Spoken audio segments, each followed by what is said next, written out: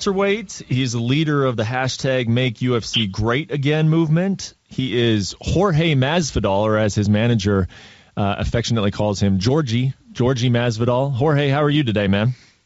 I'm doing great, man. How you guys doing?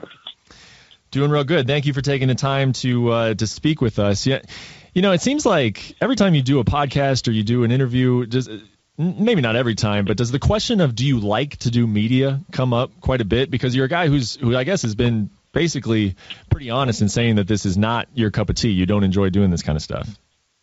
I'd rather be eating sushi, watching the NCAAs right now going on than doing media, but it's what I got to do to get the big fights, you know, so I do whatever I can. I got to do to pursue my true happiness, which is getting the biggest fights possible, you know? Yeah, when did that realization come for you, that, you know what, just putting on really exciting fights is not going to do it. I have to go out and promote myself. When did you realize that? Whatever, you know, and then, I mean, we started doing it just them asking me to be, he knows I am in and out, you know, and I'm very spontaneous person. I talk a lot of BS all the time, like joking, you know, like we're playing like a video game together, and the whole time I'll be talking smack, just trying to disrupt your concentration. She's like, bro, you just got to be your regular self and to see what happens, you know, and that's it. You know, that's all I've been doing is just being myself and not filtering myself as much, I could say. Yeah, and I mean, with what you're describing, the perfect platform for that is social media, right? And you have been absolutely killing it on social media. You're very good at it. Do you at least enjoy that part a little bit, the fan interaction with that?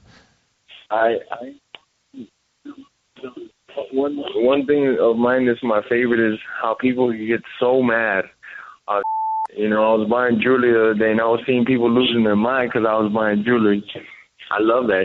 You know, if I don't know you and I could stir up those type of emotions in you, I love that. You know, so that's something I always get a kick out of. People will send me the craziest DMs, how they want to kill me or I'm a piece of or something like that, and I die laughing. I'm like, how could you feel like that towards somebody you don't know? I've never robbed money from you or nothing, and I get a kick out of it. You know, it's crazy to me. Yeah, I can't see somebody on TV and love or hate that person. It's crazy that I could stir that emotion in people, so I get a kick out of it. Yeah, people are great, aren't they? I mean, it's good if you're on social media, you got to have a thick skin, right? I mean, and as fighters, do you guys ever talk about that? Like, does it bother some people? Does anyone ever ask you for advice? Like, man, like my social media, mentions are just terrible to look at. It's bothering me. Everybody come to you and say, how do you not care about him? How do you enjoy it so much? Oh yeah. I got a bunch of friends over at American Top Team that are not just in Top Team, but just friends in general that are not fond of that. You know, there's a lot of people that are more reserved, and they kind of got to put themselves out there because of the nature of the beast. You know, we got to be in the entertainment spotlight, and a lot of them can't take it or like it for that matter. You know, just they'll put a picture of them with their family, and then people will be commenting things like stupid, like, "Oh, I hope you lose your next fight," and "Your mother's ugly," things like that. It bothers some people, you know. Huh. Well, are you surprised that by going out and doing this, talking on social media, that just by going and sitting on the couch with your phone and putting some funny tweets out every day has seemed to get you the fights that you want, man? I mean, it's not like you're new to this sport. You've been fighting for a long time. People know who you are. People know you're a very exciting fighter. You're a very good fighter. But only recently have you really gotten the big key fights that you won, one of them being Damian Maia at UFC 211. Are you a little surprised that you're like, man, I figured that this was going to be good. You know, my manager told me that I should start doing this, but I didn't think I was going to all of a sudden get anything I wanted out of this. I mean, I knew either people would hate me or love me if I started just being myself more and just talking smack and things like that, you know. So, I mean, that's good, you know, the hate or the love, because if they're hating you, they're talking about you still, and if they love you, well, they're supporting you, you know. So we knew it'd be a good thing no matter what, you know. I just didn't know to what extent it would go. This fight against Damian Maia, you know, was it something that you specifically asked for? Was it something that the UFC expressed interest in? How did this fight come together? No, every interview after my fight was talking about Damian Maia.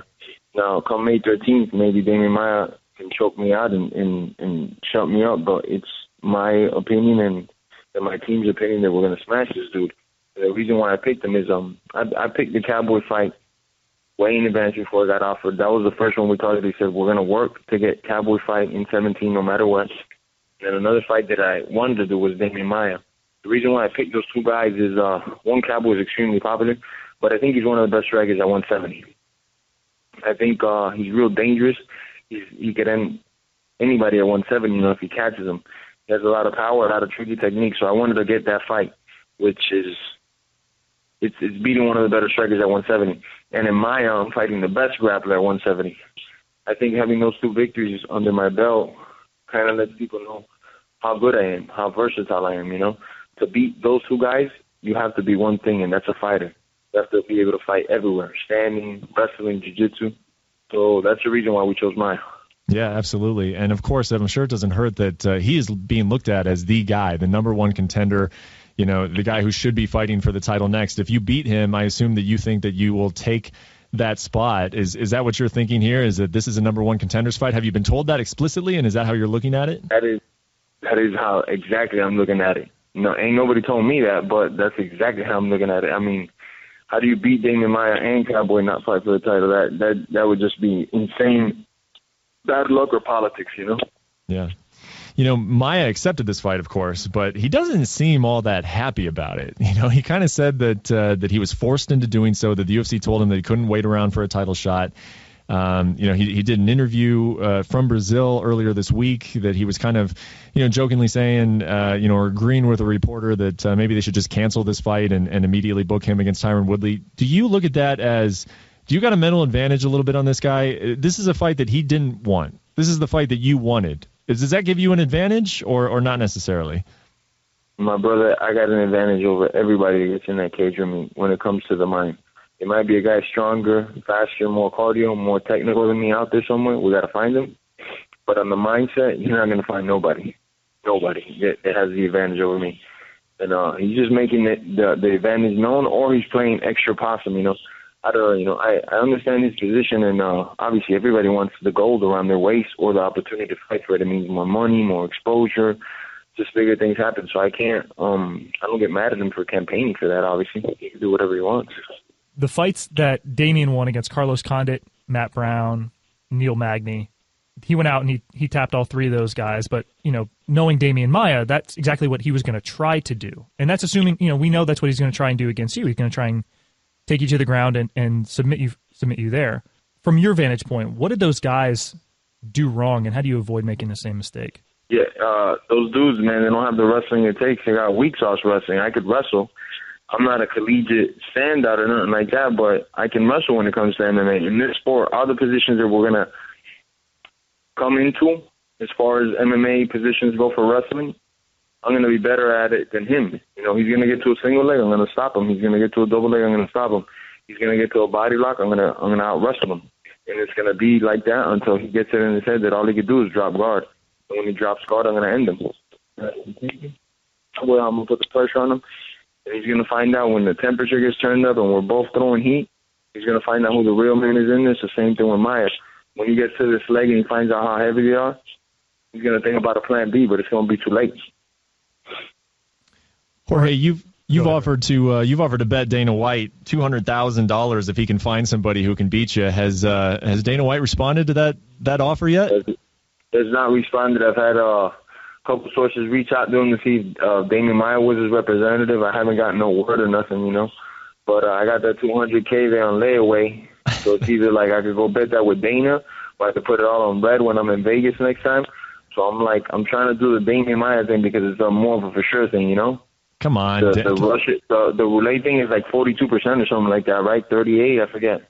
Something like that. So I think I got way bigger chances with Damian Maia.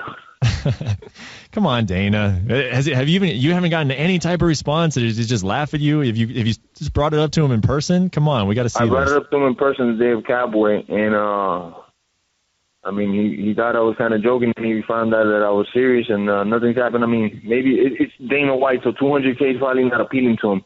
He's like, oh, that's just a weekend. I got to do more paperwork to get the money over to him on PayPal, and I'm actually going to get to enjoy. Who knows?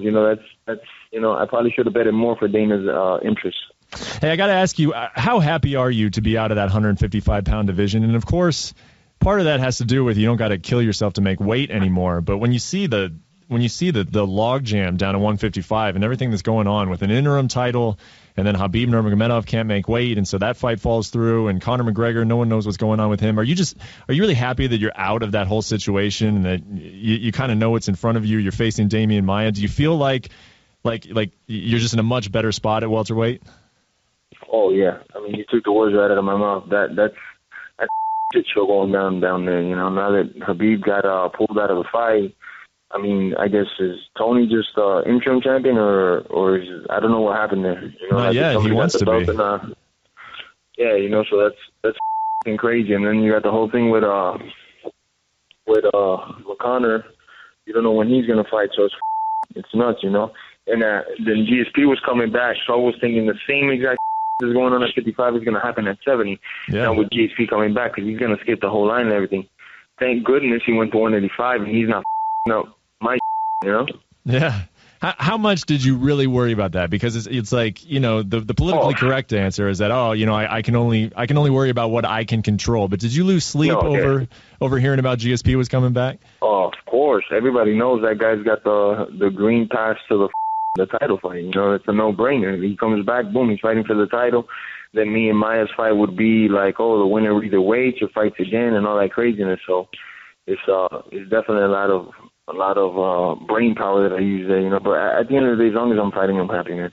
I don't have to sit out for like 8-9 months, nothing crazy like that. I'll be happy, you know. If I got to fight again, I fight again, and if not, you know, we're fighting for the belt. We're really excited about UFC 211, man. Stacked card. Have you been paying attention to this? How stacked they've made that card? Stacked card of ever. That's disgustingness right there. You got 2 title fights. One of them is the heavyweight, and the other one is Joanna, which is amazing to watch. Then we got Cain Velasquez on there too. It's a sick card. My boy BP's fighting Eddie Alvarez. That's going to be a war. There's another really good fight, Frankie Edgar and Yair. Cejudo and Pettis. I mean, the card is stacked up and down. You know, I usually don't sell the cards, like try to be a spokesperson for the cards, but this one's this one's a no-brainer, you know. I mean, of course, you love being on a stacked card, but do you ever worry just a little bit that that's a lot of guys and gals to share the spotlight with, and you want to put across a message at UFC 211, right? You want to say that next title shot is mine. Do you think it could get diluted a little bit with all those guys, or are you pretty certain that you'll be able to make a statement on that card? Oh, the statement has already been made, my brother. I mean, it don't matter. You could revive Bruce Lee and Chuck Norris and put them on the same card. I'm still stealing the show. That's what's going to happen. I got to steal the show, you know. I love it, man. Well, thank you so much for stopping by 5 rounds. Keep doing your thing on social media. That's a daily source of entertainment for everybody out there. And we'll see you on May 13th in Dallas. Really looking forward to that one. Yes, sir. See you guys soon, man. Pleasure. All right, take care. Man. Thanks, man.